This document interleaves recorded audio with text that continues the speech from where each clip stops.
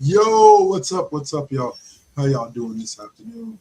Welcome to today's edition of Let Cheap Pop Podcast, brought to you by First GenXers Broadcast Network.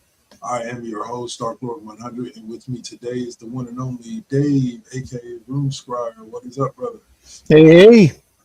And hopefully to eventually be joined by the man in the white coat of snow, that is. Saint. Yeah, once he thaws out. Yeah, once he thaws out. So. All right. So we'll kick it off with some hot topics while we're waiting for Saint to thaw. And we will talk a little bit about what is one of the hottest topics right now out there. And people land on one side of it or the other. I'm not sure where you landed, but I know where I landed, and I landed on the I am extremely excited to see this, and that is the Masters of the Universe trailer. Yep. And boom, it looks, I think, amazing. It does. And, I'm not a big Masters of the Universe fan. That was never my jam back in the 80s when we were kids. But I'm still interested in this. I think it's got a great premise, a great story in there. I will be in line to watch when it comes out this summer. I think that I don't know about opening night. I'm kind of over the opening night. But like I said to you guys before, me and my mom's tradition was to go on the Monday afterwards, the first thing Monday morning after, after the thing premiered. Not too big on big right. crowds. Yeah. But at the end of the day, go ahead. It looks great, and I mean. Morena Baccarin as the sorceress, sign me up for that easily. That's old girl from Wicked, right? No, Morena Baccarin, that is Inara from Firefly, Vanessa from Deadpool. Got you. Okay. Yeah. Okay. Yeah. But she is. It looks. I like the concept of Adam on Earth. Yep. Like the concept of giving the Masters of the Universe people these futuristic type, vehicles to be driving around. Like and even more amusing to me is the fact that apparently there is one section of the internet that is absolutely losing their shit over the scene of Adam at his desk with the nameplate in there saying, Adam, I can't remember what the last name is, Human Resources, and the pronouns he, him. And they're just like, oh my God, your pronouns. You don't get the irony level here, okay, of using pronouns for He-Man, okay? Are you seriously that obtuse? Oh man, well, I think some people always want something to bitch about. It just But I enjoyed everything that I saw. I love the what was the tiger's name? Cringer. The Cringer that they did. Yeah, we haven't heard. Haven't heard his voice yet. In there, and also some people are low key suspecting that Orko is in there, and that it's Orko that's sending the mysterious text messages to Adam saying, "I found your sword." Oh, I can see that. Like, I love the scene of him trying to pull the sword. Out. Yeah. But like I said, the thought people look. I hate explaining simplistic things like this to people, but sometimes you got to break it down. He's in today's society. So you're gonna like. There's the irony that Dave talked about of the He-Man versus versus the he-him, but like, sorry guys, like pronouns are part of the workplace whether you like it or not. They're not going. Yep. Like so yes, if you're gonna plant He-Man or Adam, whatever his name was, into current day America or current day Earth, yes, he's gonna have pronouns. Just deal with it. And also the fact that Adam on Earth has the pink shirt and the beige pants, mimicking the classic Prince Adam look. Prince Adam look, yeah. Yeah. Hey, Sasha Lee 069, thanks for tapping in. We appreciate it. But yeah, so I'm like I said, I'm uber looking forward to this movie. I will plan to see it as soon as I can. Me too. It may have to wait until streaming, but I would much rather prefer to see something much more service to see it, even with surround sound. So, all right. So after that, we decided to jump over from He-Man to the MCU. And MCU's Midnight Suns team will reportedly, this article include 8 supernatural heroes, including the likes of Ghost Rider and who else was it? Ghost Rider. Dane we still don't. Yeah, Dane Whitman. Let's see, Blade. Black Knight. Yeah, Mahershala Ali. Finally getting his turn at Blade. Also Bloodstone that we saw at Werewolf by Night. Ghost Rider. Man-Thing. We also saw in Werewolf by Night. If you haven't seen Werewolf by Night Halloween special, watch it. It is fantastic. Moon Knight. What's up, Be More Humble? Thanks for tapping in. Be More. And speaking of the titular character, Werewolf by Night. And Wong. And of course, you got to have Wong. Can't do anything mystical without the Sorcerer Supreme, right? Yep, that is a lineup that I am all in for. I have a sneaking suspicion with what we talked about last week that it's not going to be either Johnny Blaze or Robbie Reyes Ghost Rider. I think it might be Dan Ketch,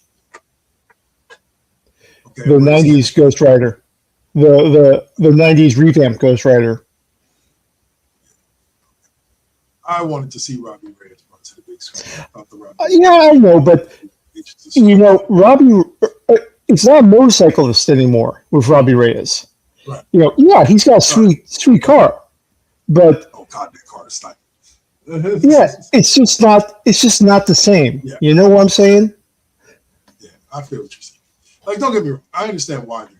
It's just I'm a fan of the Robbie Reyes. And what's funny is that I wasn't necessarily a fan of Robbie Reyes from the comics. I'm a fan of Robbie Reyes from the Agents of Shield show. Yeah, and that's totally good. For me, I mean, I had a couple of old school Johnny Blaze Ghost Riders when I was growing up, but my main thing was Dan Ketch, the Fabian Nisha revamp, because dude, it's all nice having the Hellfire and everything, but that chain, man, and cracking. Let me say this. I will not begrudge anybody who tells me that they enjoyed the Nicolas Cage Ghost Rider. I wouldn't begrudge it either. It was what it was. They had their place. You know what I'm saying? Yeah. Like they had their place. I enjoyed parts of them. I didn't necessarily enjoy all of them, but I enjoyed. Yeah, it was fine. It wasn't like Iron Man or Captain America MCU level, like whoa, but it was fine. I was talking about Jared Leto, and we stumbled across something about Morbius. Yeah, and We just should have never made. And I love the Morbius characters. I actually did enjoy the character, the movie a little bit, but yeah, it just should have been. Or it should have been. And tying back to Master of the Universe, Jared Leto as Skeletor is really the only negative point about that film. I don't know yet. He's going to be behind the mask for most of the movie. So we'll see. Right, and we'll see. I agree. We'll see. Yeah. Like I'm not big on Jared Leto's Joker at all. Like I could see the entire history of the Joker being without the Jared Leto Joker. But anyway, all right. So we are going now to jump into our first segment of the day, which is always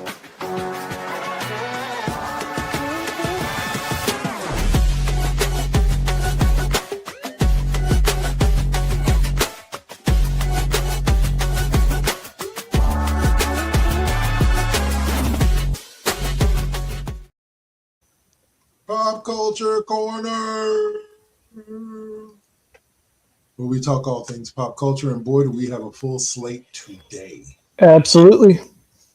We open up with talk of DC. Saint, this would be a good one for you to be here for, but unfortunately, you're out shoveling snow, bro. So get your ass in here. All right. 2026's Green Lantern TV show will officially introduce DC's own version of Dr. Doom. Who is this character and why should we care? Okay, it's a clickbait headline because the character they're talking about is in no way, shape, or form Dr. Doom. Okay? And we're talking about Sinestro, the classic Green Lantern villain. Sinestro is not Dr. Doom. Now I can kind of see it in the anti-hero category. You know, like if you squint real hard at it, sure. But Ulrich Thompson is going to be playing Sinestro in the Lanterns series. So, and because this is John Stewart getting the ring from a more veteran Hal Jordan, I'm guessing that Sinestro's already gone yellow fear ring by this point, since Sinestro was one of Hal's counterparts and fellow corpsmen who eventually left the Corps and took up the yellow ring. Yellow ring. Okay. So he's going to be the big bad guy. That's going to be interesting to watch. That's all I can say. The question I want to know is, are we going to get Kilowog? We briefly, I said, who is Kilowog? Kilowog is the big giant pinkish purple alien Green Lantern, the one that calls everybody a pruder. Voiced by Dennis Haysbert in the DC animated universe. And he did show up in the Ryan Reynolds Green Lantern film, but as sort of the drill instructor. But I can't remember who voiced him offhand. But yeah, Kilowog is just a favorite because he is just such a great fun character.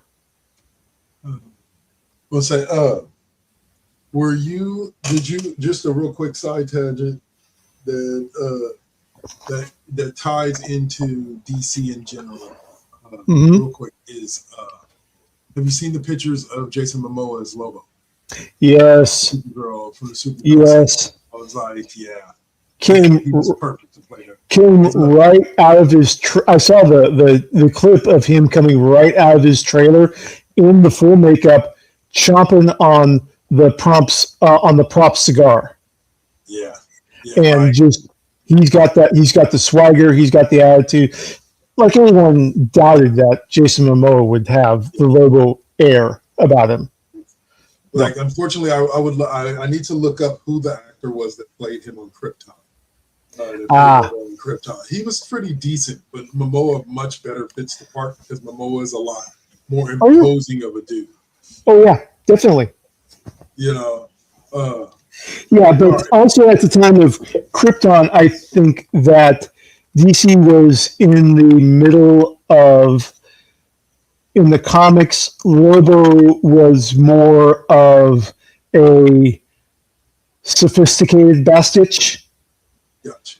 Yeah, they were trying to appeal to Gen X by turning him into like some, or millennials by turning him into like some dark goth version of Lobo.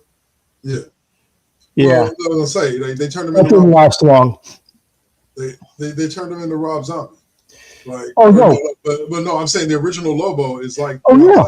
Yeah. No, we're talking like My Chemical Romance versus Rob Zombie was the new 52 Lobo. Boo. Yeah, he did not last long. Yeah. Fan backlash was fast. Yeah. So I can't wait to see it. It looks pretty good. We'll move forward. Like I said, we got a lot to get to today. And for those of us old enough to remember, because I'm not even 50 yet. But Dave maybe. Yes. A beloved 70s BBC sci-fi series from Dalek's creator confirmed for reboot with Doctor Who director. Yes. Show by the name of Blake's 7. Oh my gosh. Okay, so Blake 7 was an epic British science fiction show back in the day. Okay, we're talking like if you were to ask American science fiction fans, name an American science fiction franchise other than Star Trek, they'd go with Battlestar Galactica. Okay. You ask British science fiction fans, name a British science fiction series other than Doctor Who, their answer would be Blake 7. Okay. This was literally the proto Firefly. Okay. Oh, the prelude to Firefly. The prototype to Firefly. In the same way that Black Star was the prototype for He-Man. Gotcha. Okay, you've got the Solar Federation, which is this science fiction Orwellian nightmare that maintains control over its citizens through propaganda, chemical control, subliminal messaging, and everything. And this guy named Raj Blake finds out that he was actually a resistance leader that was captured and mentally reprogrammed to be a productive citizen. Wow. Oh, that's insane. And so that's a lot of movies. Yeah. So he and a lot of he and a group of other convicts escape in a very high-tech spaceship of alien origin, and they start a resistance to topple the Solar Federation, and it is absolutely dynamic and beautiful. And if you have never seen Blake 7, you are missing out. Well, maybe not, because it says it's due for a reboot. It's coming in reboot, but I'm talking about the classic Blake 7. Yeah. Go in. It's. Well, I look at it like this. Here's an opportunity for it to pull, and I know this isn't the first movie to do this, but what I call a Rocky.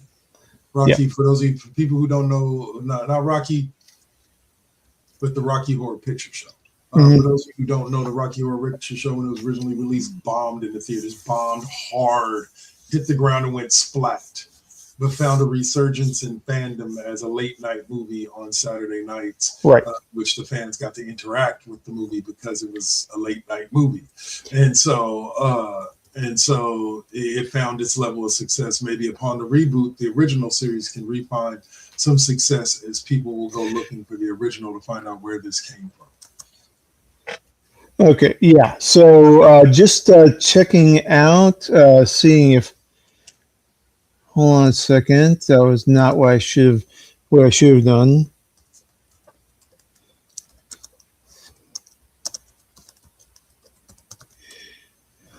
Okay, is currently Blake 7 had 4 seasons. 4 seasons. And is currently available on YouTube, Apple TV, and Amazon Prime. So now you So, know. yep. You can go see it. And yeah, 8.1 out of 10 on IMDb. That's a pretty good rating there. Yeah. Yep.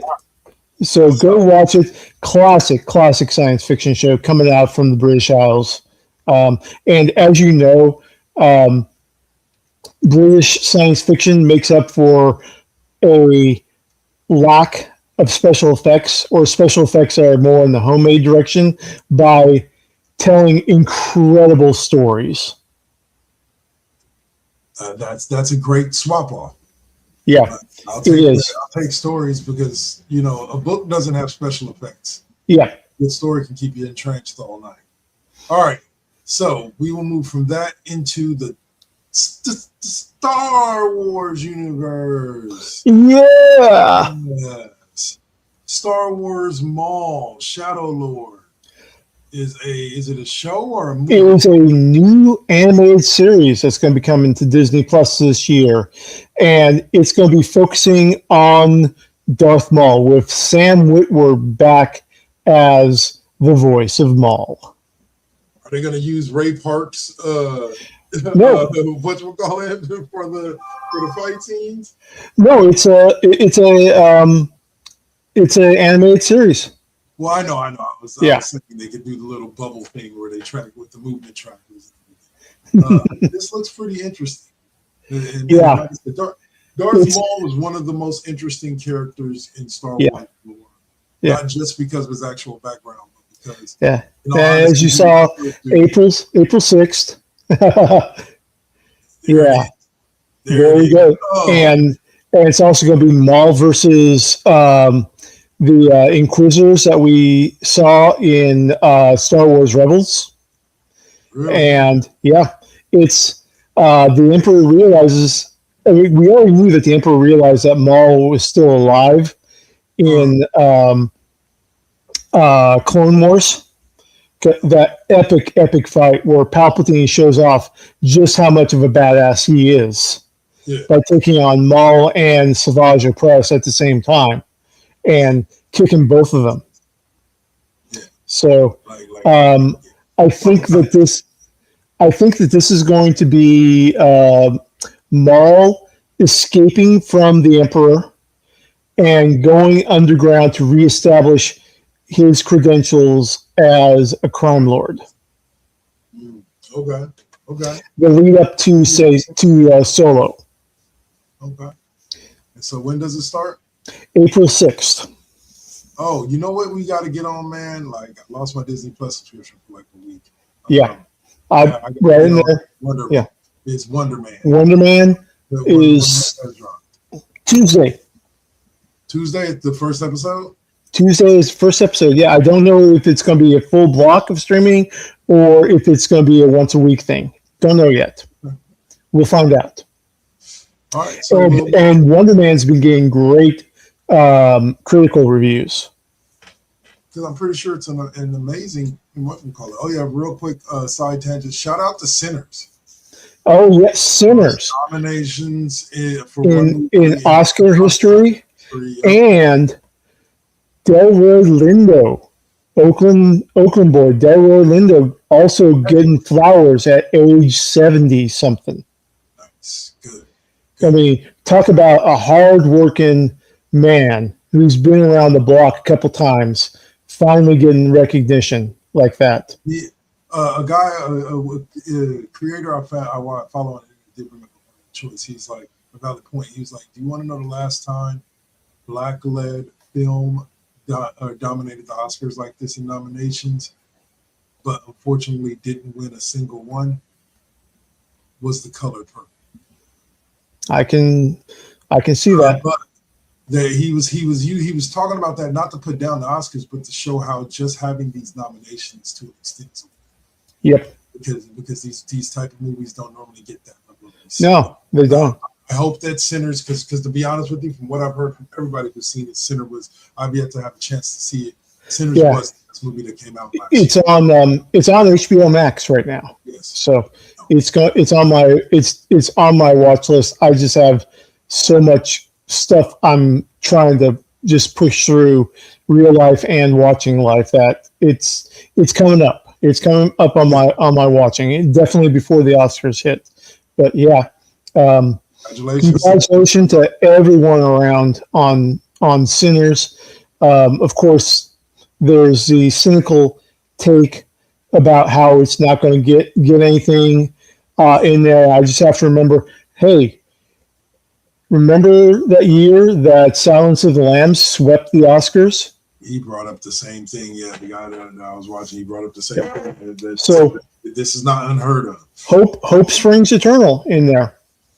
But he did bring up a valid point that when it comes to the Oscars, it's weird because most of the time, if you look through the Oscars history, most of the time, the most popular movie doesn't necessarily get the best movie Oscar. I am still bitter over Star Wars Episode 4 losing to Annie freaking Hall that year.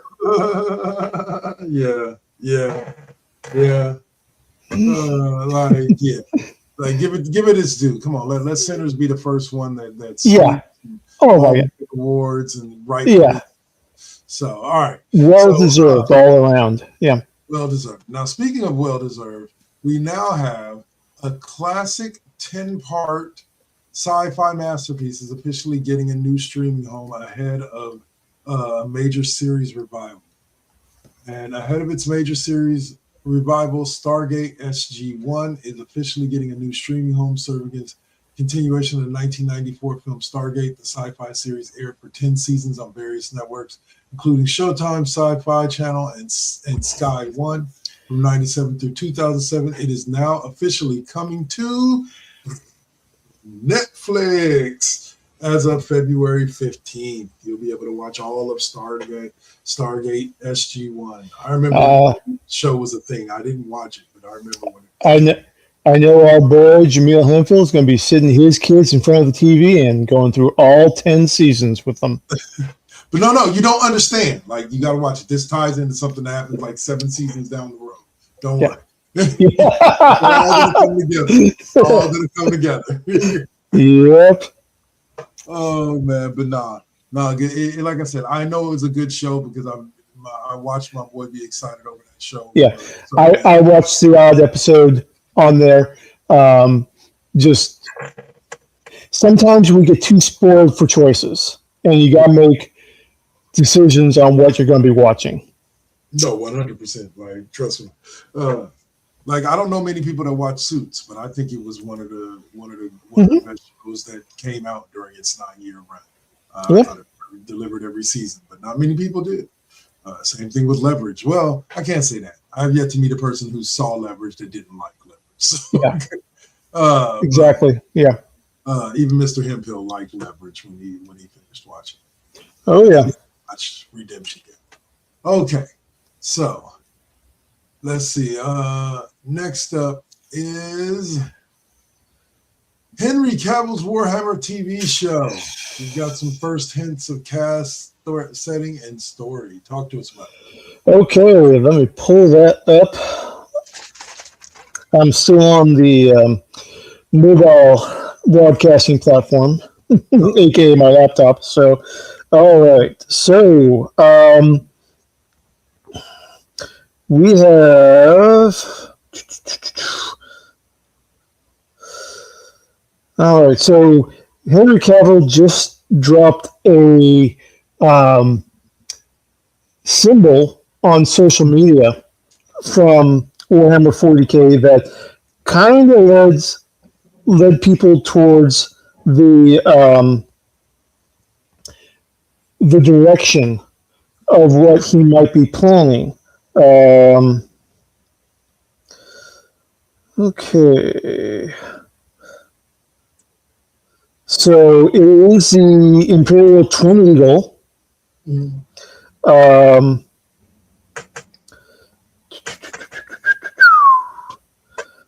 Okay.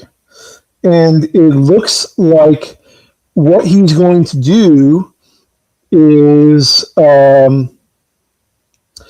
thing is that the symbol that he put back this past summer, it was the prominent symbol on a fiction novel, set in Warhammer 40K, called The Era of Ruin. And that was the final book in the massive, and I mean massive, there's probably about 50 books in this entry of Warhammer 40K fiction. 50 novel-sized books, all by different authors. Okay? This is called the Horus Heresy. And this is the major event for the 40K universe, where you have, okay, I'm going to try to my ADHD brain is trying to summarize the foundation that is the Horus Heresy. So, tens of thousands of years in the future, okay, like around the year 20th millennium, year 20,000. So we're talking like doom future. There's a massive disruption in the space-time continuum that destroys all faster-than-light travel. Okay? So humanity is already expanded, and now all of a sudden from this interconnected empire, we're now humanity's just a bunch of individual planets having to all of a sudden become self-sufficient, where they had an entire empire to rely on before. So at some point, we have the Emperor popping up. The Emperor is the most powerful human psychic ever. He's also pretty much immortal. So the Emperor starts off on Earth, reunifies Earth, brings Mars, which was the major production center for the human empire, brings Mars into the fold, and then begins what's called the Great Crusade. He creates, his plan is to create legions of these genetically enhanced superhuman warriors, the Space Marines. And each legion is led by a Primarch, the epitome of that legion. Like, for example, my boys, the Space Wolves, are led by, their Primarch is Lamon Russ, who is everything. When you say the words Space Viking, that is Lamon Russ to a T. Feral combatant, berserker rage, just full, punch it till it drops, and then keep punching for a little bit longer to make sure. Right. Okay, but the problem is that the four gods of chaos that emerged during that space-time disruption, they basically take the Primarchs while they're still cooking in their incubators, basically, and scatter them throughout the galaxy. Okay. So the Emperor has to go recollect all the Primarchs from all across the galaxy as he's going and doing the reunification thing, reintroducing them to the legions that they were intended to lead, and every legion, they have the same genetic template as their Primarch. Reintroducing them, and that's basically the Great Crusade. Emperor succeeds. Great Crusade is good, but the problem is that about a third of the Primarchs were corrupted by the forces of chaos when they were stolen away. Okay. Then you have what's called the Horus Heresy, where the Emperor's War Master, Horus, leader of the legion known as the Sons of Horus, betrays the Emperor, leads other corrupted Primarchs and their legions in this huge civil war, and sets the Empire back to almost zero again. The Emperor dies, but gets interred in this arcane machinery where he's alive but still rotting, and nobody knows, is he alive? Is he dead? Is he really dead? What's going on? Yeah. And essentially, the bureaucracy of the Empire takes over, and that leads throughout the main portion of Warhammer 40,000. So this is a huge epic storytelling that Cavill has planned if he's going to go through the Horus Heresy, which sounds like a pretty epic storyline. It is. It's like trying to do a movie encompassing all of Roman history from the rise to the fall. Oh my God. Yeah. Think of everything that goes into that. And then we're putting it in the 40K universe. So. All right. All right. So thank you for that thorough explanation there, sir. Sorry, guys. I tried to clip it as much as I could.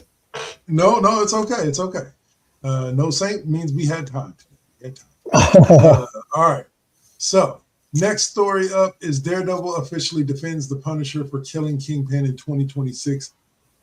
In Marvel release, the Punisher kills a major villain in the form. I'm assuming this is in the comics. This is in the comics. We're not talking about Born Again season 2. Okay, like I was kind of confused. I was kind of excited at first as well, but even though it meant that no more Vinny D.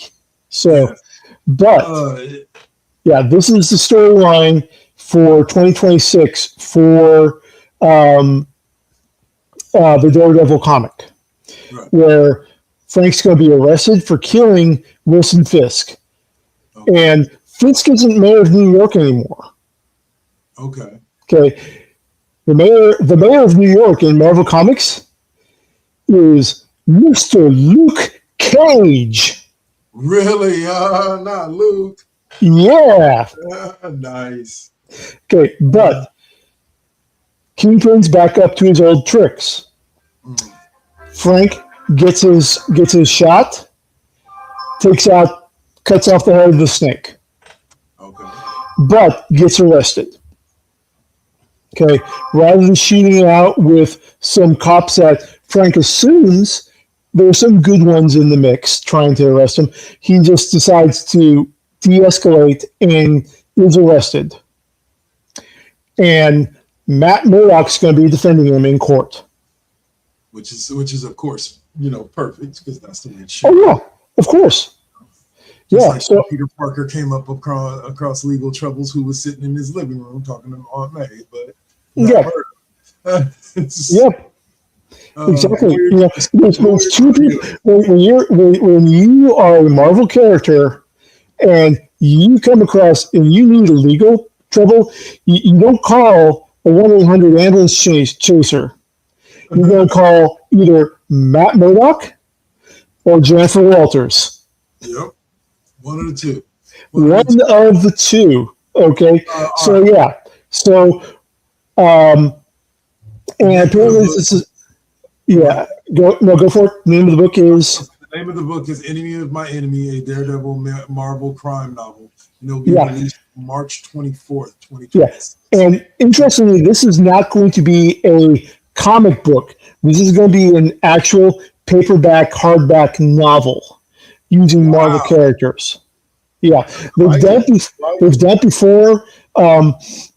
It's all kind of like there's like a low-key literary pulp crime revival that's been going on for the better part of 5 years to a decade. Stephen King's done some pulp crime novels in there. So yeah, this is Marvel cashing in on that trend. But yeah, I'm going to look forward to it. I definitely will. All right, so second to last up, we have a story that you can tell us a little bit about, because to me, man, I always thought that the smartest mecha show was Battletech. More Evangelion, you mean, or Macross, or Gundam? Macross, right? Macross. Yeah. I don't know. Gundam. When it comes to drama, Gundam's got Macross. Like, yeah, it does. Yeah. That is the war mecha. But we're getting a revival of a low-key mecha series that I enjoy called Patlabor. And that's short for Patrol Labor. So it's in a future where you have mecha primarily used as construction units that are called labor units. But some labor units are designed for law enforcement purposes, and those are called Patlabors. And so, yeah. So Patlabor follows the story of a female police officer that gets promoted to the local Patlabor unit. And she does all the Moe mecha girl things, like she gives her mecha a name, Alphonse, and treats it, and it's actually a really fun little anime series. It's not as grim as Gundam can get.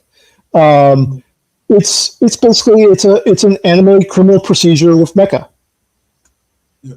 So pretty cool. There's also lots of first responder stuff, like responding to building collapses and other things like that.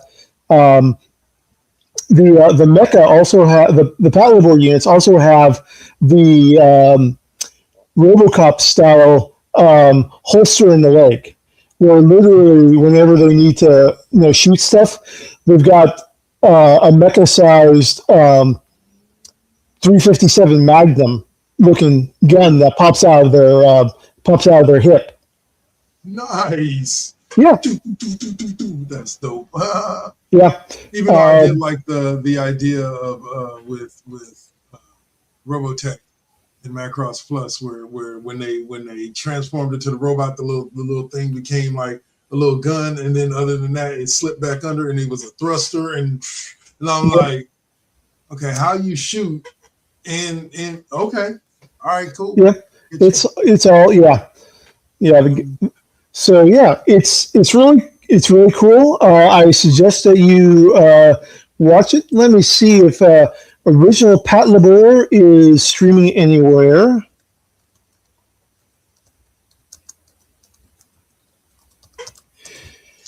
Okay, and on Netflix, the TV series and movies on Netflix, including Volume 1 and 2 and the movies. Also, Prime Video and potential availability on Apple TV. All right, so now you know where you can find it. Go forth and enjoy. Yeah. Well, not right now. Not right now. Stay with the show. Yep. Still got more for you. All right. Last subject of Pop Culture Corner for right now it has to do with us going back to Avatar: The Last Airbender. Yep. From an article on comicbook.com by Evan Valentine. He talks about 2026 being a big year for Atla. For Avatar. Yep. Avatar: Because, The Last Airbender. well, the Avatar: The Last Airbender, the Airbender franchise in general, because later this year we're getting Avatar: Seven Kingdoms, which is going to introduce us to the new Avatar post Korra. Right. Well, yep. No, that's Seven Kingdoms. We're also getting as the adventures of Adult Aang and his fellow benders are set to land on Paramount Plus later this year, bridging the gap between the original series and its sequel, Legend of Korra. Right. The Legend of Aang: The Last Airbender is planning to reveal some major battles that viewers never had a chance to see. With the sequel series, Avatar: Seven Havens, also in the works, a new spin-off story focusing only on the daughter of Aang and Katara. Kaya. Yeah, Kaya, the waterbender. So it's set to arrive. The Legend of Korra, Kaya, and the Secret of the Sand will focus on the early years of Aang and Katara's daughter, while the upcoming Dark Horse graphic novel won't involve a world-ending threat. Kaya will be struggling with her inner demons while facing an external threat within the Earth Kingdom. Yep. Written by Eisner-nominated writer Kiku Hughes and drawn by artist Alexandria Monique. Oh. Set to release July 28th. Real quick, I know I didn't see it on the running sheet, but we got to do a shout out to the Eisner Hall of Fame nominees this year, which include Mr. Dennis Cohen.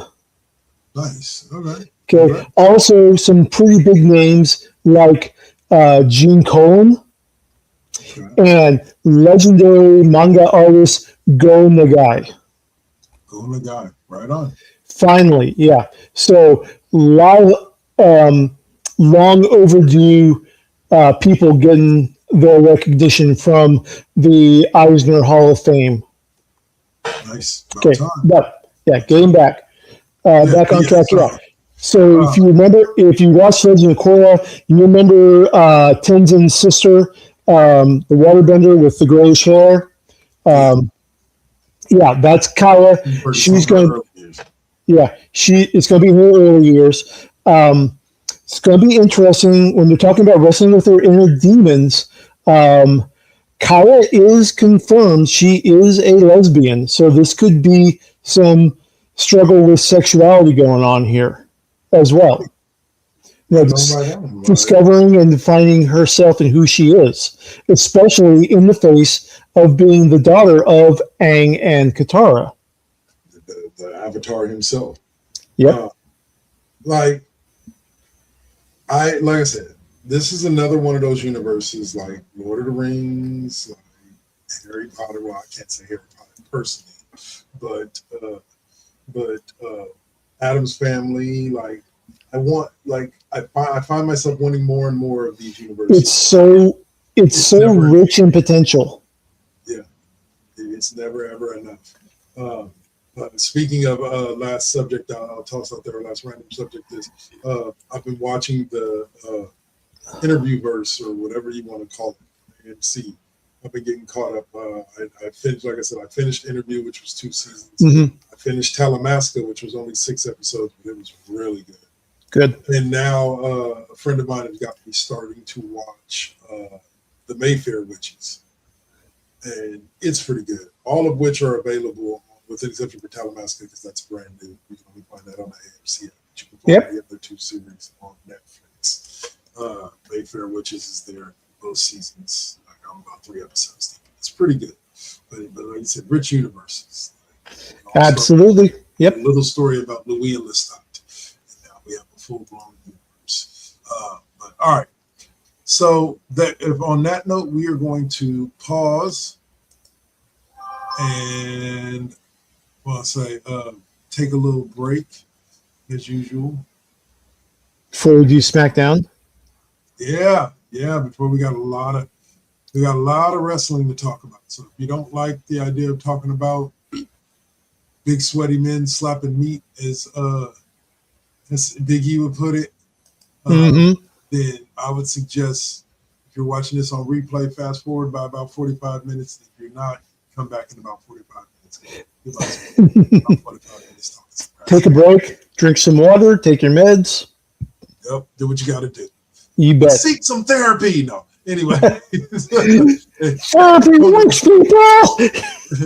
I know we ain't got much of a viewership out there, but we'll shout out to Tony Weaver Jr. He's my favorite comic. Oh, of course. Thank you, Tony. Yeah. He has some great ones. Big and animated. All right. So that'll do it for us for right now. Hopefully we'll have Saint after the break. He's finished thawing. If not, he's like that snowman kid in the Campbell soup commercial. He just needs like some chicken noodle soup to, melt away all that ice. You know what? You know what they never showed is I would love to see the blooper where they give the soup to the snowman and he just melts.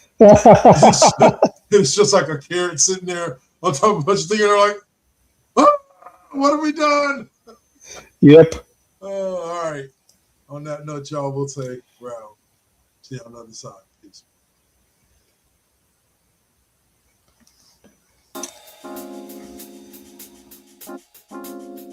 We back at it. Yep, we still doing it. Poetic beat. First GenXers. Gia. Let's get it, y'all. Come on. We back in the building. It's been a long time cooking in the soup kitchen. And I'm chilling with the Saint. Dropping these beats won't stop, nope, I can't. Let me get up in the lab, turn it up. Game on with the first GenXers. What's up? Let's flip on the switch or the Xbox and get up in my zone, I'm clowning. Let me clear my throat for a minute. Shout out to my folks while I'm in it. It ain't nothing but love, it's babe business. I really don't know what's so who ain't feeling this. And this is only the beginning. Now versus then, this is something for the chillin'. Poetic got the joints like McDonald's. I'm loving it. It's the first gen. We're now rocking with Poetic Beats. This is the first GenXers production. Get your PlayStations out. Get your Xbox out. Get your Switch out. Let's get it in, y'all. Holla back.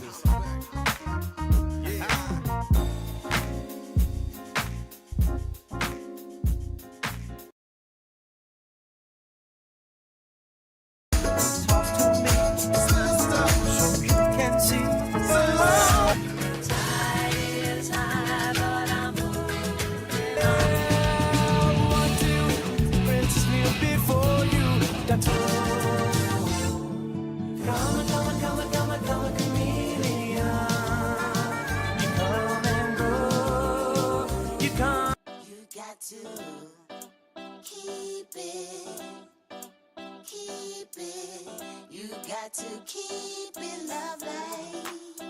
You got to keep it. You got to keep it lovely. Success comes right after the struggle. I ain't even giving up on whatever I wanted. The tragedies I've seen, I can't even stomach. Most of y'all weak as shit and would've started running. Every time I make it back to the crib, I'm thankful the Most High let me see all of it. Grateful I'm lovely, and I'm being real with this. Please don't judge me. I'ma stay on my shit. I'ma keep it.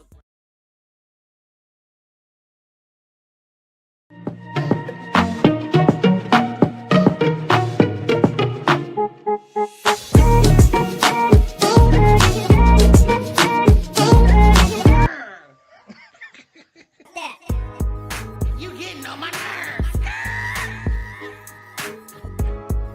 You getting on my nerves. Gang, gang, bitch. You getting on my nerves. Gang, gang, bitch. You getting on my nerves. Get your titty, get your titty, get your titty on. Gang, bitch.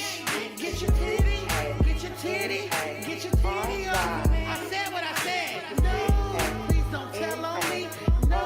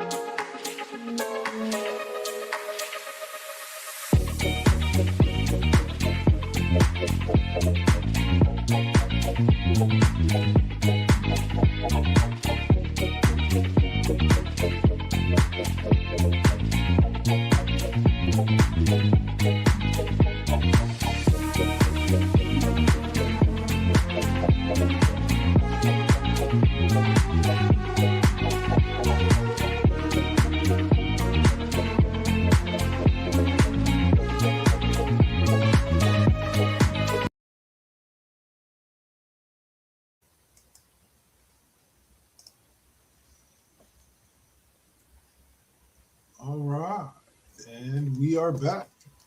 That was a quick break there to let you know all that's going on here on the first GenXers broadcast network on Twitch and the WKK Double Network YouTube, which is basically the same network, just two different branches. Well, two the same. Yeah, same tree. That's it. All right, so we got to see some good stuff this week. So we're gonna kind of try to touch on all of it, starting with this week's edition, which of course, it's heavy. This is basically the start to WrestleMania season. Even though the Royal Rumble is the official kickoff to the road to WrestleMania, this is pretty much the start of WrestleMania season. These Raws and SmackDowns early in the month of January. But this one saw Javon Evans, unfortunately, we'll get this out the way quickly, suffered an injury, and against in his matchup against Okada, and they're kind of forcing a forfeit. But it's said by the dirt sheets that it's a legitimate injury. So we would expect to not see the young buck, the rising star. Yeah, this is what happens sometimes in wrestling. Like wrestling, the timing on everything. It's just like stunt work within a movie. Like you mistime something. Shit, Jackie Chan used to do his own stunts even after he broke his leg doing a stunt on a movie set. But it's one of those things where it can. Any thoughts on Javon Evans? Dave? Sorry, man. Blanked out there for a second. So, could you rephrase the question? Oh no, just any thoughts on Javon Evans? Yeah. I mean, I've loved what I've seen out of him. I think that he is one of the next up and comers, and just hope that he gets healthy soon, comes back soon. Raw is definitely a better place with him on the roster and active. Sure. All right, so next up we'll talk about the women's IC title match. They were in Belfast. Yep. So Raw actually started at like noon by our time. Yeah. And Becky Lynch is from right up the road. And of course she came out and gave the classic heel versus the crowd promo, talking shit about Belfast. Her dad is from Belfast, and he did the smartest thing he ever did in moving down to Dublin and marrying a Dublin woman. Okay. So for the non-Irish heritage folks, so Belfast and Dublin are literally miles apart. We're talking like Oakland, San Jose, right, miles apart. Yeah. Dublin is the capital of the Republic of Ireland. Okay. Belfast is the capital of Northern Ireland. Okay, so which is still a province of the UK. Right. Okay, and that's also where most of the terrible stuff that happened over the course of the Troubles was happening. All the IRA bombings and the UDF, the Ulster Defence Force, which were the Northern Irish Loyalists, paramilitary. Yeah. So I love her. Becky's not just ripping off the bandage; she's cutting out the stitches. She still didn't get, and I'm gonna bring this up real quick. She got a lot of boos. Yeah, she got boos. Oh yeah. But Yeah. it wasn't as loud as it was when Kevin Owens, it was Kevin Owens and I think Elias. Like this is like 10 years ago or so. I remember talking about it on what was then the Cheap Pop podcast with me and Alf. And how these two guys got the loudest boo I've ever heard because they literally said they were in Seattle and they said that the Sonics should have left Seattle because it was, the Seattle didn't deserve the Sonics in the first place. Oh. And you couldn't hear them talk after that. Like they were talking into the mic, and you couldn't hear them on the loudspeakers. Oh yeah, the amount of boos that they were receiving. But she got some boos. Well, she went on to ultimately defeat Maxine Dupree in a rematch in her home area, but not in the way that you would think, because Maxine came out with her trainer and the woman who's trained her up, and all of that, Natalia. Yep. And what's funny is that I say I saw it coming, but it's just because I've watched wrestling. Same here. Like, as soon as I saw Natty, I'm like, okay, this is us. Yep. I was like, as soon as I saw it, I was like, oh, Natty's going to turn on it. I was like, because there was no reason for Natty to be out there other than that. Like there really wasn't. But I will give them shock value in how they did it. Like, and then Natty's beat down after the match. I truly did enjoy the segment in general. Yeah. And I don't think has Natalia explained why she did it yet, or are we gonna see that tomorrow night? I think we're gonna find out about that tomorrow night. Yeah. I'm guessing that it's gonna be some variant on tough love. Yeah. That this is how we toughen you up so you can really face Becky. Something like that, like whatever it is. Yes. I think we're leading to Natalia and Maxine either at Rumble or Elimination Chamber. I think it's going to be out after the beatdown for a little bit. We'll see though. Yes. We'll see, Maxine goes full heel, and it's like, when I left you, I was Barry Lerner. Now I am the master. We'll see. Yeah. I know it's going to be a lot of screaming. I've noticed a lot of screaming. Oh yeah. But in trios action, we had Rey Mysterio, Penta, and Dragon Lee defeat the Vision and Austin Theory, Bronson Reed, and Logan Paul. After the match, Mysterio, they get the win. I love the irony in it, in that they get the win. Adam Pearce was at ringside. Mm-hmm. Adam Pearce is now the antagonist to Paul Heyman, and I'm loving it. Yes, I am too. It's like, but Pearce comes out, and then he takes the brass knuckles from Logan Paul, and he's like, "What were these, Paul? What were these?" I don't know. And then he takes them, and I didn't even notice. He set them down on the ring apron. Right. And him and Paul Heyman like walk off arguing. Yeah, and then Rey Mysterio picks it up. Oh, what are these? What are these? Yeah, puts it on and does what everybody wants to do to Logan Paul anytime they see his hittable face. But clocked him, dropped him, and I believe it was either Penta or Dragon Lee that got the pin. That they get the off of that. Yeah, but let's also talk about that triple Tope con Hilo that all three of them did at once while all the Vision were on the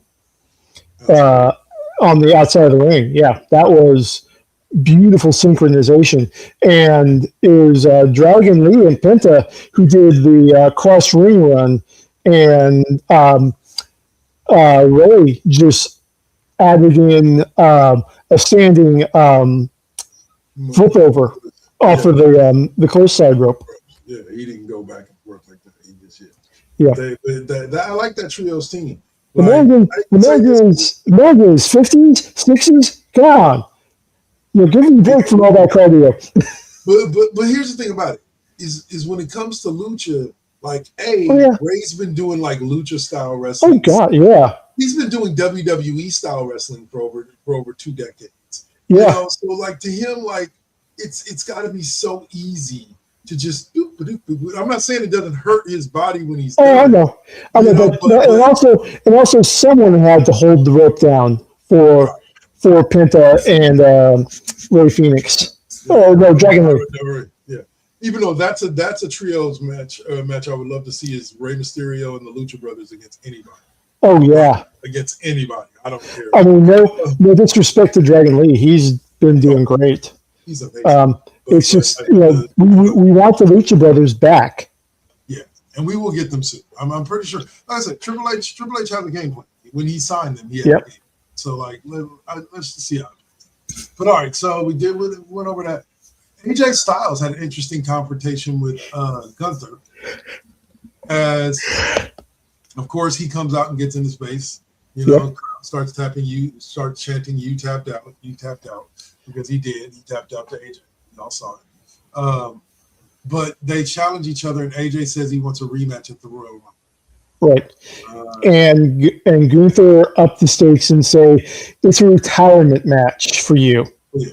Basically, Gunther said the only way he's getting back in the ring with AJ for another match is if AJ puts his career on the line. Right. Which Gunther now has the moniker the career killer. Right. Which I'm kind of mixed about because, like I said last time, I'm kind of tired. I'm over Gunther being the career killer. Yeah. But I do see this as a way for AJ Styles to take a break from WWE, go back to TNA. Okay, go back to TNA and finish out his career in TNA. I think what you're going to see is what I like to call a swerve, or as some would call a work. I think what you're going to see is AJ's not going to lose. AJ's going to win probably by disqualification from someone attacking Gunther or something like that, or by some fluke he's going to lose by he's going to win by disqualification. So he's not going to have to retire, but Gunther's going to beat him so bad after the match. Because I do believe you're right. I do believe he's going to go for a small run back to TNA for a little bit during this retirement year. And potentially chase Mike Santana in the TNA World Championship. Right. To go get that for one last time before he finally retires and then come back to WWE. But I just don't see a reason to have AJ lose this match. I don't see a reason. We all know I don't either. You know, so that's why I say we find a way to keep Gunther looking strong with the beatdown after the match, and you have AJ win by disqualification somehow. Maybe Gunther does something, and the ref catches him and disqualifies him. Yeah, that's the other thing. Technically, AJ's not retired, but Gunther beats him down after the match, so AJ's out for a little bit. But I'll be honest with you, that in itself would be a problematic storyline, because then why is AJ showing up at TNA? Like if he just got beat down so bad that he's off of WWE, right? So I could see, if it happens, AJ saying the retirement was only for WWE, wasn't for the rest of it, wasn't for TNA, wasn't for any indie promotion, wasn't for anything else. But then that prevents him from coming back and doing what he wants to do, which is finishing his career in WWE. Okay. Yeah, no, I see the conflict now. Yeah. Like no matter how they end it, it's got to end with the door open for him to be able to come back. To return, yeah. But you can still do the beatdown angle and just have it be not as bad of a beatdown, and then AJ for like 2 weeks, and then he shows up on TNA. But anyway, there's plenty of ways. But that's what's coming up next week at the Royal Rumble. At the Royal, yeah. Well, I'll say the main event saw Finn Balor fight CM Punk for the World Heavyweight Championship, in which, again, there's been so many matches in WWE as of recently that I would put up for match of the year. Like CM Punk versus Finn Balor was an excellent match. I'm not saying there were matches in the match and there weren't places where the match was slow, but overall the match was really, really it was a good solid match. Yeah. Yeah. And CM Punk ended up defeating Balor and retaining. You know, I thought there was a good chance that Balor could win, being that they were in Belfast and he's an Irish boy. But what they did give us is a potential face turn. Yeah, he did, and if I'm remembering correctly, he did have a lot of boos for Finn Balor, even being the hometown boy. Oh yeah. Yeah. So, and that gets back to, you know, Balor's from Dublin, not Belfast, and you know, there's a lot of. I mean, you think the rivalry between the city and the town is intense, and filled with animosity. No, that's the Belfast Dublin rivalry is huge because it gets into so many issues. All right, so then we're gonna move forward. That was a great finish to that match. Like I said, Finn Balor had a good time, etc. Yeah. Move on to night before last on Friday Night SmackDown, in which we did have a title change. And the NFTs defeating the Wyatt Six for the tag team championship and leaving them land, and Solo walked away with the lamp. And wow. Okay, so we're doing with the MFTs. And it was him and Tama Tonga who got the win. I thought it was a very good match. Like a lot, of course, what would you expect when you've got like 8 to 10 of the most chaotic people on SmackDown all in the same match? And you saw Eric Rowan get involved. You saw JC Mateo get involved. You saw Tama Tonga get involved. You saw, who was it? Solo hit Uncle Howdy with a Samoan spike that dropped him. And yeah, you saw the MFTs walk away with the championship. So we go into the era of the MFTs.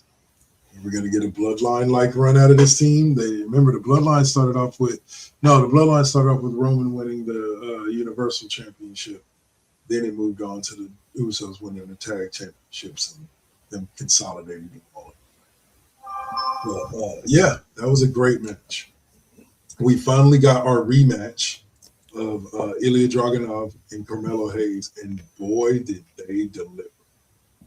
Except for the fact that the Miz got involved, and unfortunately, it's Carmelo. God damn it, Mike. All right, Kiana James and Julia defeated Lash Legend and Nia Jax. Yep. And Alexa Bliss and Charlotte Flair to become the new number one contenders from SmackDown for the Women's Tag Team Championships, which were defended last night by Rio. Sorry, that's not supported on this device. To connect video, you'll need to connect a video-capable device first. Thank you, Alexa. You just made mine. Oh my goodness. Control your woman, man. She pops in every single broadcast around this time for some reason. Because of the name that I said. I know. So well known, and she appears. And Julia also declared her intent to become a triple champion. I guess she's planning on winning the Women's Championship, the U.S. Championship, and tag team. Yeah. Well, we'll see. But they are the number one contenders for the tag team championships now. All right.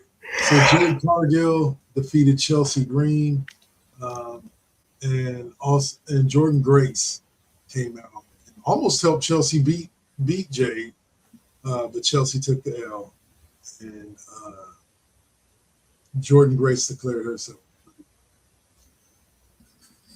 I like it. Yeah. Jade Cargill will make it an epic match at WrestleMania. I do believe that. Yeah. Nathan Frazier defeated Johnny Gargano after Candice LeRae. After Axiom put a mask over Candice LeRae's face, and Johnny tried to help her take it off, and she didn't know it was him and smacked him in the head. Frazier was able to use that to get the victory. The main event saw Trick Williams defeat Damian Priest. surprisingly, when Sami Zayn attacked Williams. So he didn't beat him like 1, 2, 3. Sami Zayn attacked Williams and got disqualified. The main event ended in chaos when Sami Zayn attacked Williams. The show closed when Randy Orton laid out after Williams had laid out both Zayn and Priest standing tall. Then turned around and hit Sami Zayn with an RKO just because that's what Randy came with. So that was Friday Night SmackDown. It also saw Roman Reigns become the first WWE superstar to ever declare for the Royal Rumble via email. At least that was the joke that was made when a video package played that declared Roman Reigns for the Royal Rumble. So we've gotten to the point, guys, now where they no longer come down to the ring, grab a mic, and declare for the Royal Rumble or do it backstage. They now play a video package and show a banner that says that this person is declared.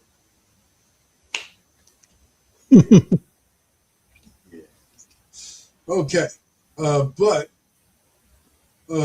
we also saw a face-to-face thing between Cody Rhodes and Jacob Fatu that was kind of interesting.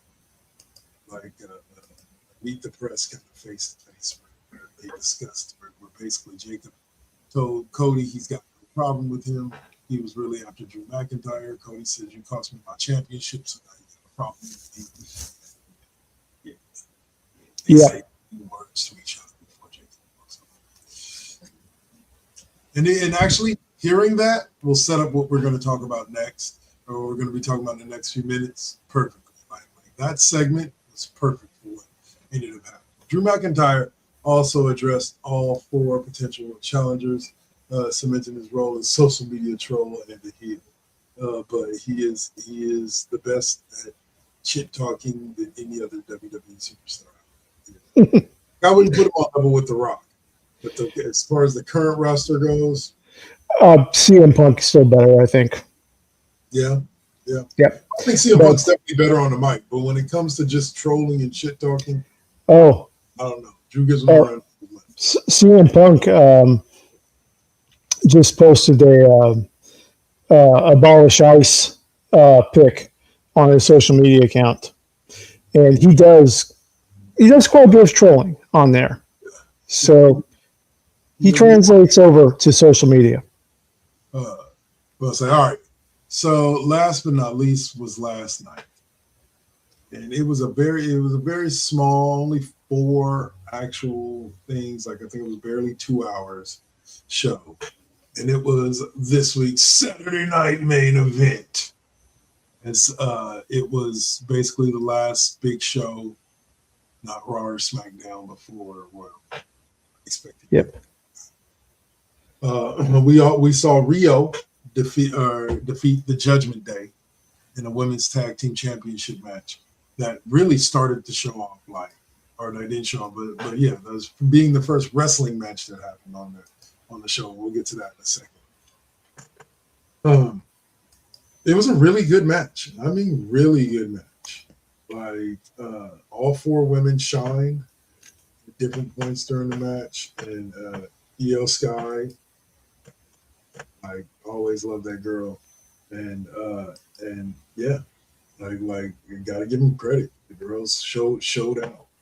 The opening match, and that's what I was going to talk about right now, was Cody Rhodes and Jacob Fatu, and there was never a match. Jacob Fatu, before Cody Rhodes could get in the ring and finish like his intro and get announced and everything, Jacob Fatu attacked him and they started brawling.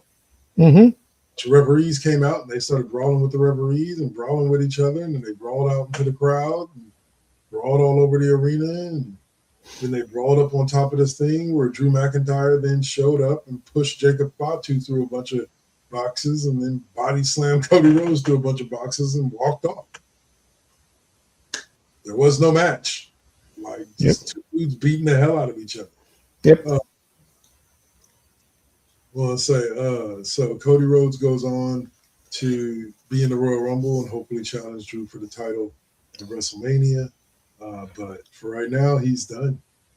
He's done challenging for that title. But we also, after the women's tag team match, we got what was the match of a lifetime in Shinsuke Nakamura versus AJ Styles. Anytime those two get in the ring together, Yep. it is epic and it is worth watching.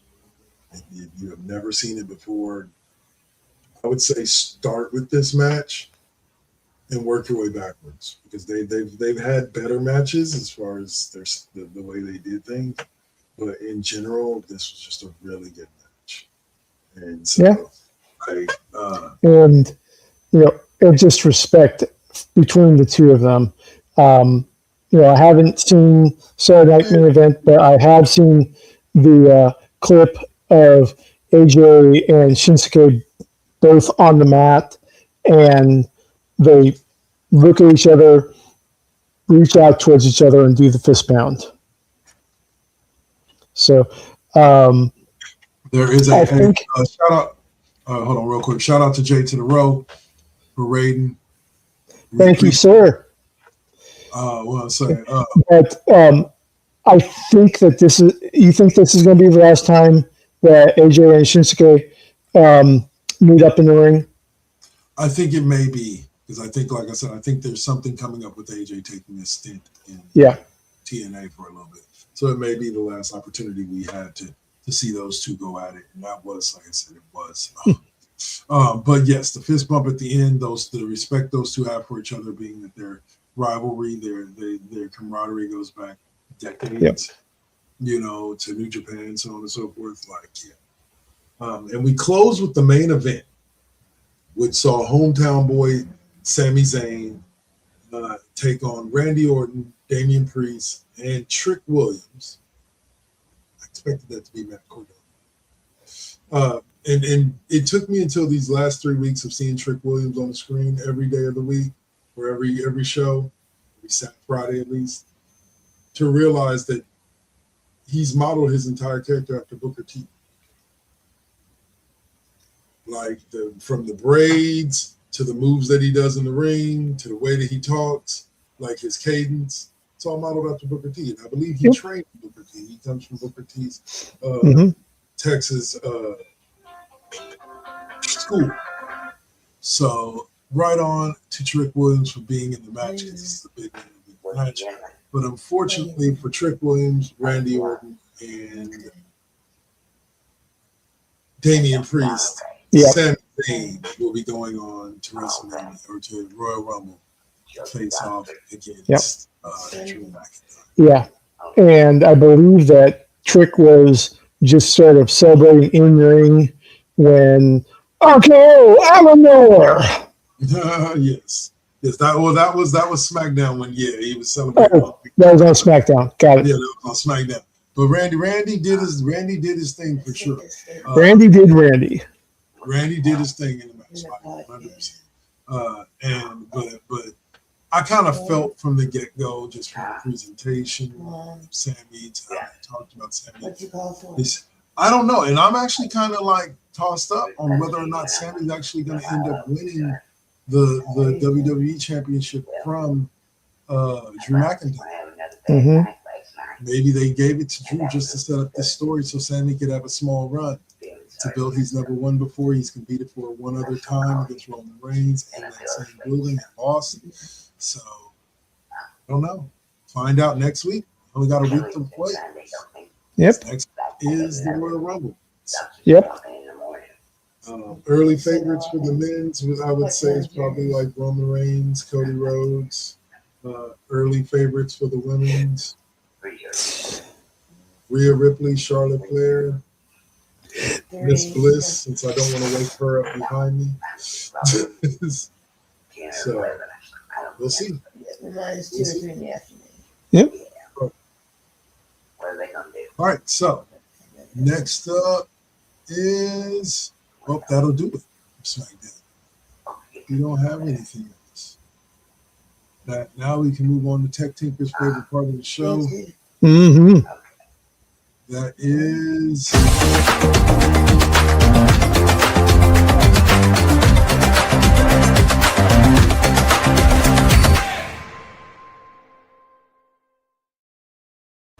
game reviews. Well, not tech.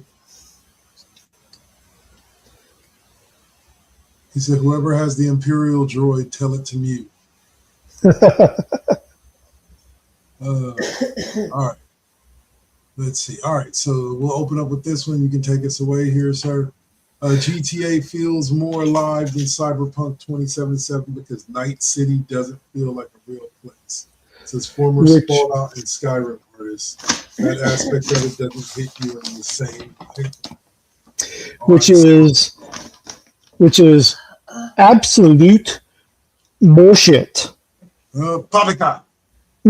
Because the entire Cyberpunk universe is essentially Night City is essentially what if the San Francisco Bay Area, but a sprawl. Okay. We've got the neighborhoods of Night City. Literally, when you look at the map in the role-playing game, it's literally based off of the Bay Area. You have neighborhoods like Haywood,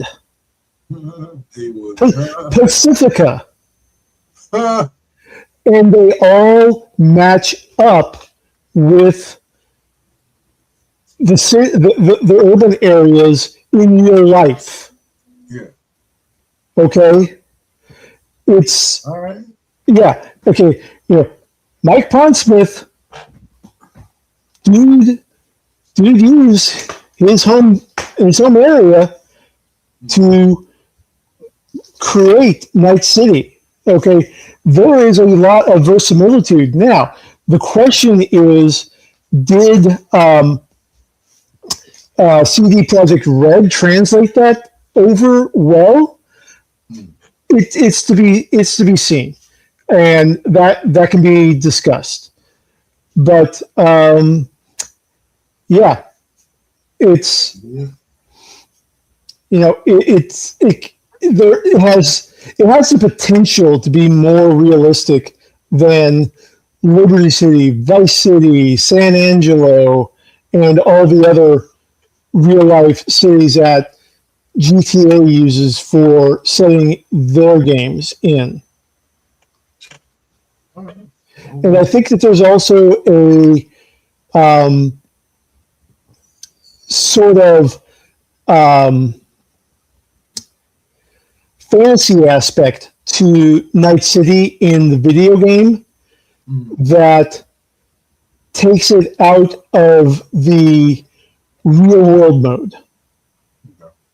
But I mean, literally, you're going through, and there's parts in there. It feels like the San Francisco Bay Area, plus 50 plus years.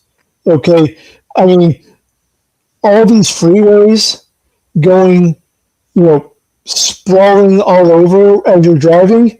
Yeah, you ever driven the MacArthur Maze?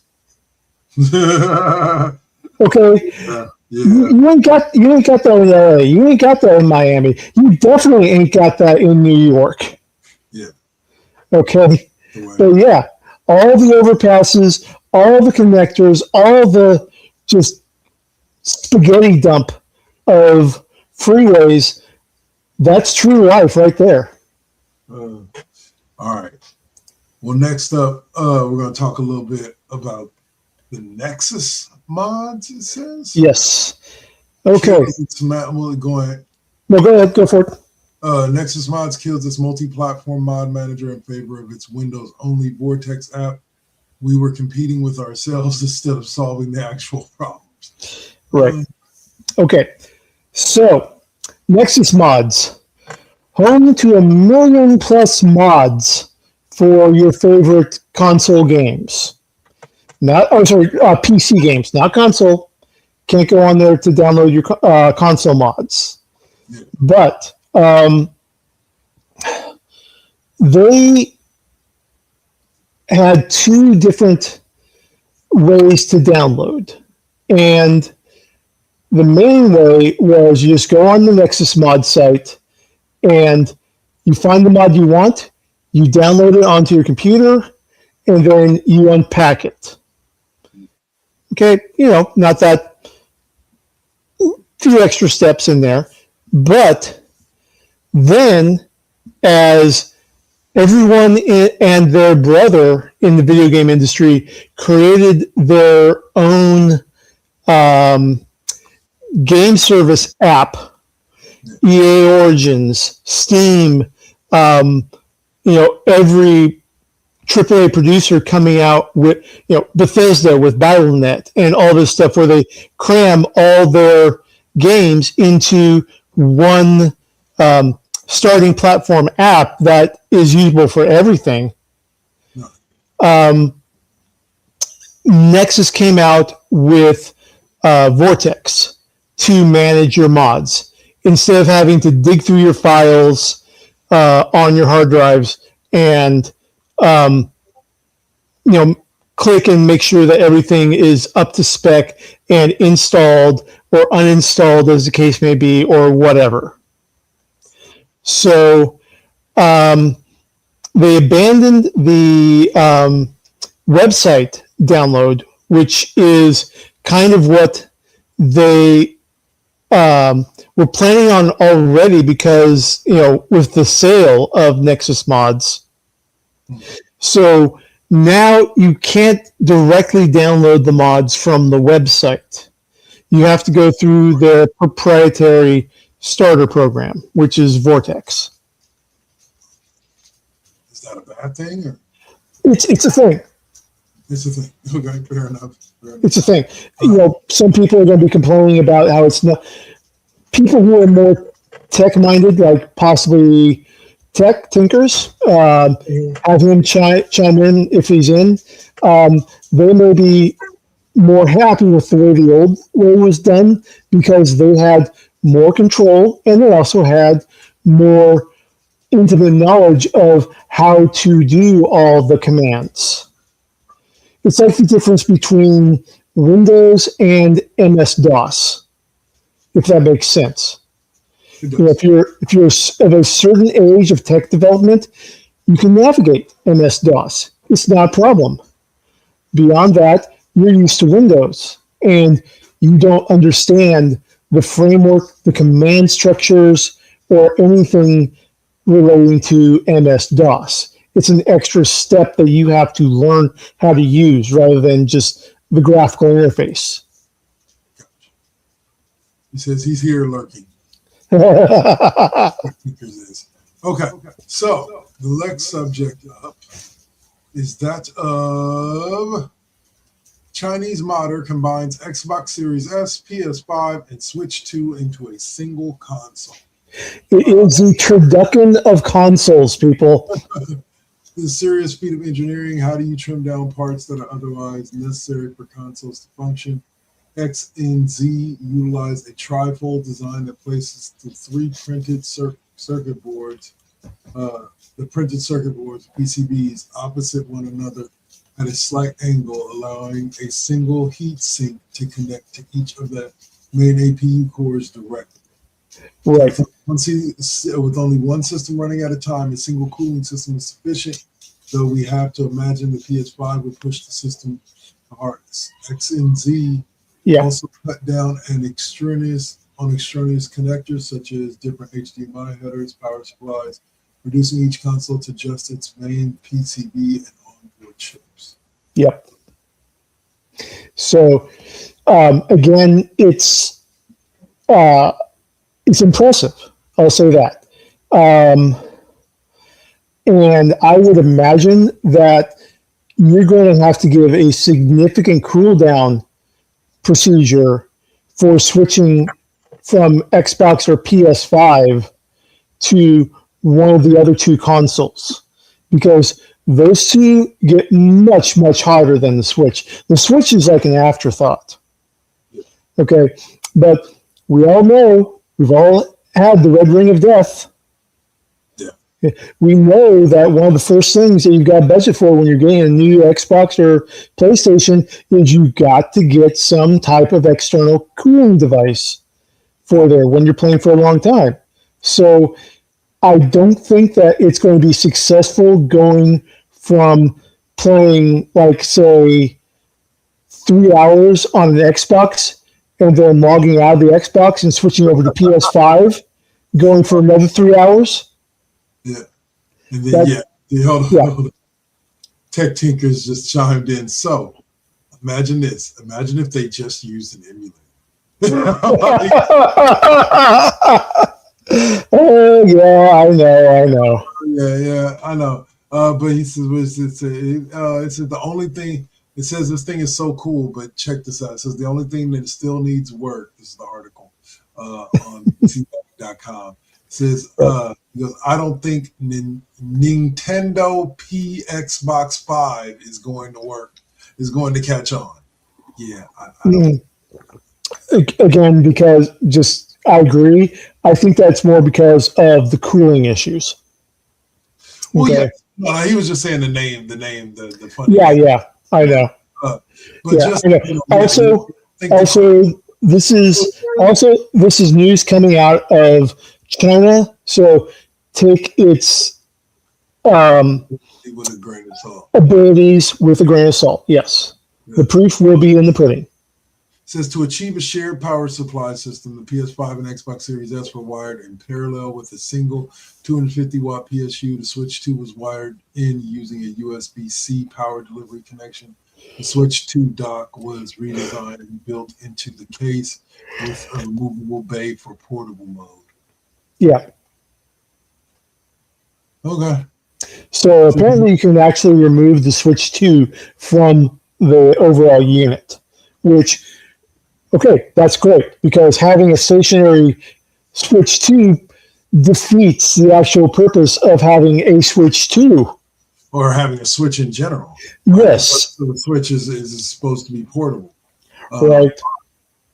Now, the other thing is how, the Switch 2 is primarily digital, I think.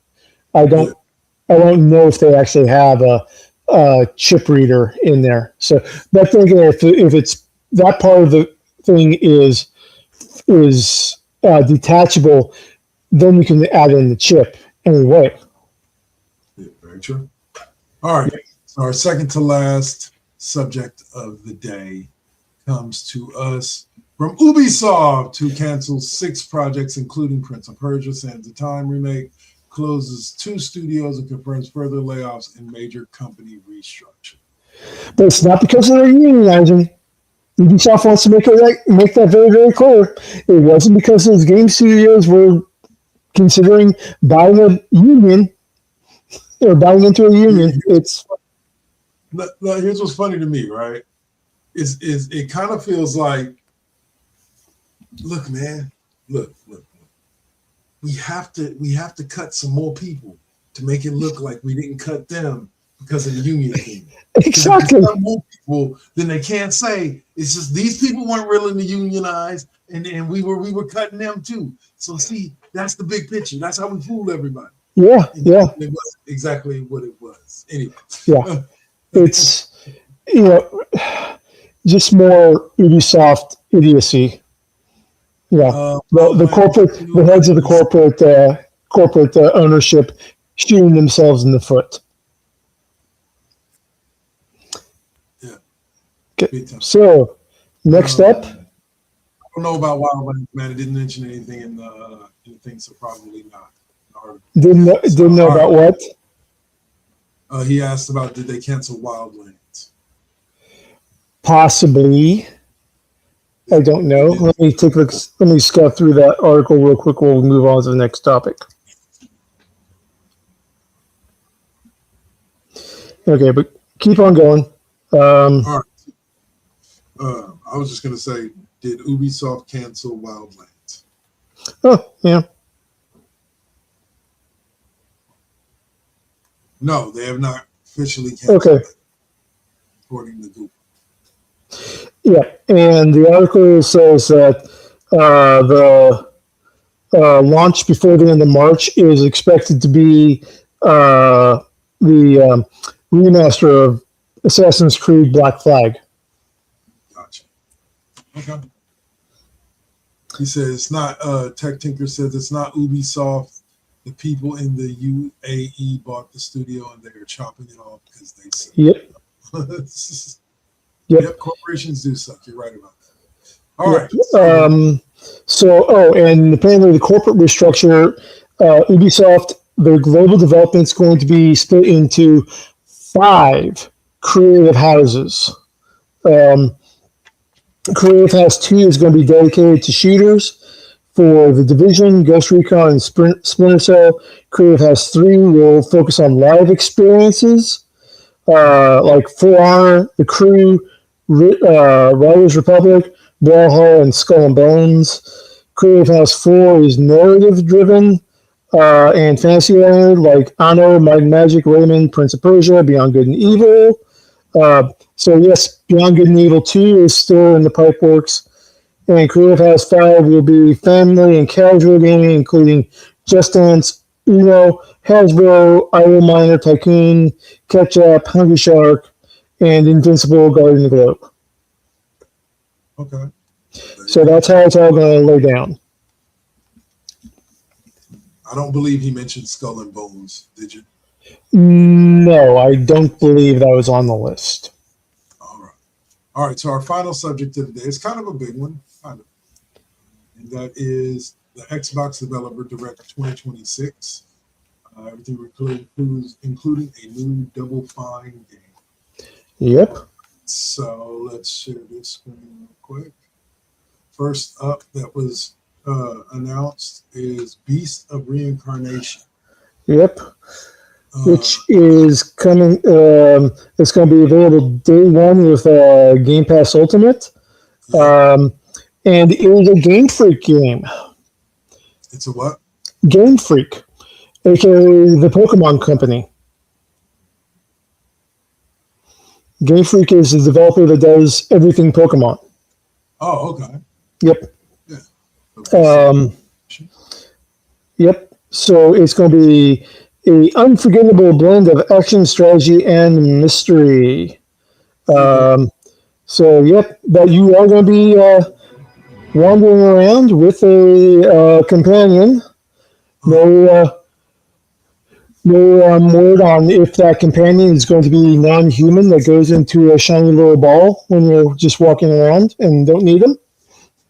But, no, it is a dog. So, Game Freak calls Beast of Reincarnation a one-person, one-dog action RPG. Okay. Elmo, the protagonist, provides classic fast-paced action game attacks in real time. Ku, the dog, offers added skills that can be used from a menu that slows time. So it's going to be very similar to Star Wars Outlaws. And the dynamic between the main character and her little companion thing, Nyx. So when you're accessing Ku, there's going to be time slowdowns to be able to navigate the menu. Gotcha. All right. Okay. And then we can go down to as well. I just saw a little clip of it. Yep. Fable, a new Fable game coming autumn of 2026. Yep. Return to Albion.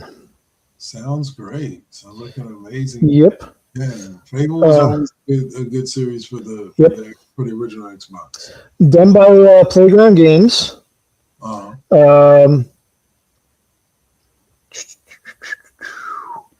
Autumn 2026 to Xbox SS, Xbox on PC, Xbox Cloud, Steam, PlayStation 5, and Game Pass Ultimate. Yeah. And available for wishlist right now. Okay, and I know Double Killer is all up on the next entry. Oh yeah, well, yes and no. I wasn't a huge Forza Horizon. I'm more of a Gran Turismo dude, but this game looks pretty damn slick. Yep. I'm not denied loving playing the Forzas that I have played. Mm-hmm. The Forzas that I have played because they all always look beautiful. Like, but I'm not necessarily a loyalist, but I am because like Gran Turismo is my game, bro. Like, yep. I much prefer that. I do like Forza though, and this one looks beautiful. So I'll probably give it a shot once it hits Game Pass and try to play it. But that's dropping May 19th, 2026. Mm-hmm. And then here's the other game they were talking about, Kiln. What's this one about? Kiln, I'm not sure. I need to look at the trailer for that, but I'm guessing that you remember that old PlayStation 1 or 2 game, Clay Fighters? Yeah. Basically, you're making your fighters out of Play-Doh, essentially. It seems like that's going to be what this game is going to be like, because it's a pottery meets brawler game, is how they're describing it. All right. And this is the game from Double Fine Studios. From Double Fine Studios. This is one of the ones that they were talking about early on. Let's see. Yeah. Peace.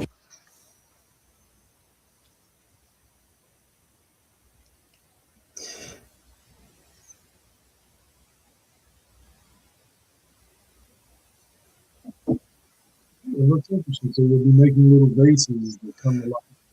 Yep. And crushing other people's vases. That looks pretty dope. Yeah. We're on Double Fine. Okay. And so that's it from Developer Direct from Microsoft for this year. You got something? One thing that I was upset at the lack of is a Starfield update, because we were all expecting that there was going to be an update for Starfield at Developer Direct. Obviously not. But the information on Starfield that I do have is that the next DLC is still in production. Okay. And it's going to be called Terran Armada. And Terran Armada, like as in Earth Armada. Right. Okay, that's all the information we have right now about it. We don't even know what the general plot is. So I'm keeping my eye out on that for the tens of Starfield fans that we have. Tens of Starfield fans. All right, hold There on. are dozens of us. Dozens. You don't know the powers of no. Anyway. No, that was the Arrested Development reference to the nearly nude movement of Dr. Tobias Funk, where he's never totally nude, not even in the shower. Yeah. And he's getting ribbed. And it's like, you don't know the power that we have. There are dozens of us. Dozens. I have one last video game thing to say before we go back you bet. to where can we find you next? That's this. EA. I'm going to need y'all to holler at me. Because College Football 26 and 25, I love both the games. Y'all got some problems with animations. Shit like offensive linemen don't fully engage their fucking blocks, and they just like bounce off the guys that they're supposed to be blocking and throw them to the side, and just call me. Me and Dirk Swab. We got some hits for you and your developers about how y'all can fix it a little bit better. But anyway, I'll let that take us into our final segment, which is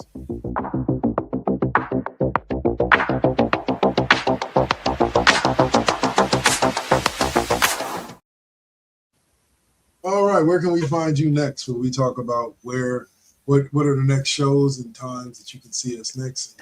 Subscribe, please. Okay. I will be back on the night shift tonight. It's Sunday, so we're back to Horizon Forbidden West again. Missed the past couple nights of Fallout 76 simply because end of the month, have to renew the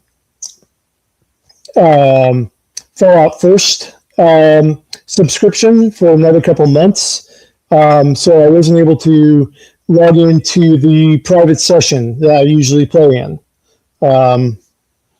So not necessarily a bad thing, just it's like, crap. So it happens sometimes, especially when you get hit by a unexpected medical bill for $3,000 just before Christmas. So Yeah, that's yeah, it kind of screws up your finances. yes, it does. All right, and as for me, you can find me here in about an hour and 50 minutes with another edition of Classroom with me and O'Malley this week. This week is Swab's week off. We got a lot to talk about as the AFC and NFC championship games have just been played, and there's been a lot of movements going around in NFL and NBA's with the trade deadline. You saw that. You saw that link I sent you in our Facebook chat about Germany pondering pulling out of the World Cup completely. Yeah, I saw that. We'll probably touch on that during the topics. But all right, so that'll do it for us for this week, guys. Unfortunately, Saint couldn't join us. Hopefully, he'll be back next week when the weather's a little bit different where he's at. Yeah, frozen in ice. And and we will talk to you guys then. Until then, stay up, stay right, and please be safe. Yeah. Peace. Bang, bang, bang, bang, bang, bang, bang, bang, bang, bang.